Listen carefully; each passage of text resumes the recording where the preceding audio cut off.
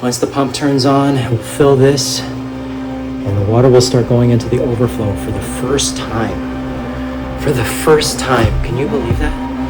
Look at all of this. That's already been done. And the overflow has not even been tested. That's kind of crazy.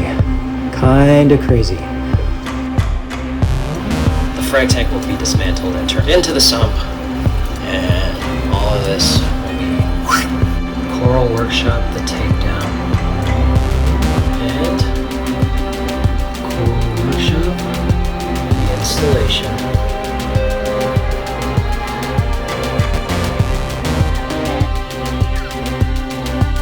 Normally, you would have the sump built before you plumb, and you would test it before you migrate livestock. Instead, the animals are in, but the sump has yet to be built, and the plumbing yet to be installed or tested.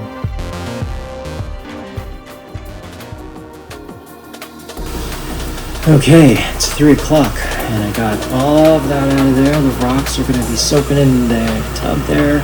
Getting those cleaned up for next time's use. Getting this stuff cleaned up, soaking in the citric acid there. Still a mess everywhere, but all that stuff is in there now with the fish as well. I'm gonna get the lights on actually before I go to bed, so that they come on tomorrow. Yeah, clean up a little bit. Probably be bed by 4. Okay, it's 4 o'clock, and I can't stop here. Again, this tank cleaned out. It's a slow process because I don't have it out on the lawn, but I am now thinking of rinsing it off in the shower, so stay tuned for that. It's 5:12 in the morning. Insanity reigns.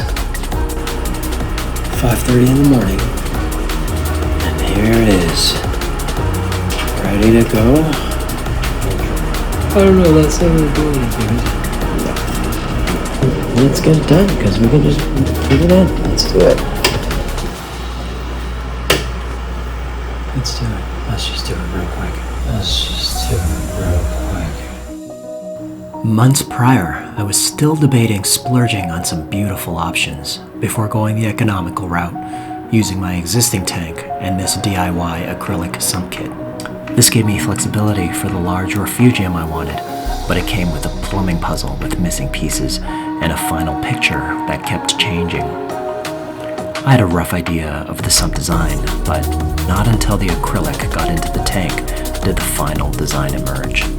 I was able to use acrylic from prior projects, reducing waste and cost, and fortunately the baffle kit was the perfect height fitting under this cross brace, and the width of the tank was also spanned perfectly despite the novel configuration. By the next day, the return pump was running, just pumping water back into the intake section so that I could confirm the flow. The astute briefer will notice that the filter roller is way too small for this system, and that was really an oversight. By the end of that day, I was fitting the rest of the equipment onto the system, and you can tell how much progress I've made with the wires. I finalized the plumbing and was ready for the moment of truth. Okay, so I taught my kids the moment of truth yesterday, and here we've reached it. Once the pump turns on, we'll fill this, and the water will start going into the overflow for the first time. For the first time, can you believe that? Look at all of this. It's already been done, and the overflow has not even been tested. That's kind of crazy. Kind of crazy. But, yeah, that's the way this went this time. And here we go. So we're watching this. It should fill. It should siphon. It should circulate. Let's hope for the best. Oh my gosh, I'm so nervous. If water starts going in here, probably smoked. What's going on? What the heck? Why is it the pump? Oh, the pump is working. Oh, let's see. That's really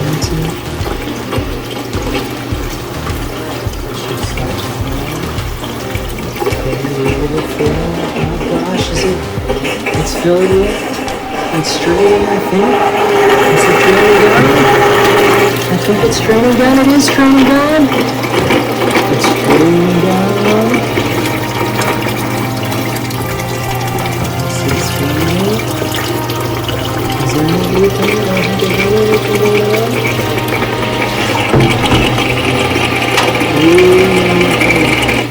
Oh, it's going down. It's going down the emergency. And open. Open this more. I know it's straining down. I should. Okay, fill that again. Let's try again. Let's try again. It's coming down the emergency, which doesn't make sense. It's going to be an emergency, which is weird. It's splashing pretty good.